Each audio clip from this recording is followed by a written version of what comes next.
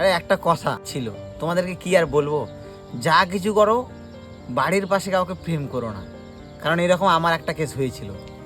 তো এক টাইম ছিল যখন আমি বাড়ির পাশে প্রেম করতাম, তখন ভালোই প্রেমটা চলছিল, চলতে চলতে মেয়েটার দেখাশোনা হয়, লোক দেখতে আসে ওকে, বাড়ি থেকে তো ওর বিয়ে ঠিক করে দিল। তারপরে এমন একটা দিন বিয়ে ঠিক হয়ে গেছে, ওর দাদা এসে আমাকে বললো যে চল ভাই তোর বোনের বিয়ে আছে, যে কাজ টাজ কর কিছু।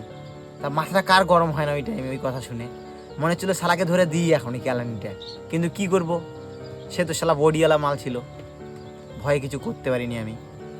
যাই হোক, বিয়ে টিয়ে হয়ে গেল।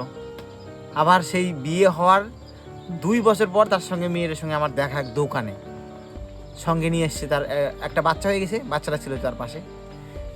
সে বাচ্চারা কি বলছে জানেন, বাচ্চারা বলছে যে মামা মামা মামা একটা চকলেট কিনে দাও খাবো। দিমাগ খারাপ হয়ে গেল কথাটা শুনে, সত্যি মানে এতবার মামা মামা বলছে যে শালা আমার নিজের ভাগিনা হলেও এতবার বলতো না। তাই বলছি, যা কিছু করো বাড়ির পাশে প্রেম করো না, নাহলে গাড়ির মারা যাবে সবার।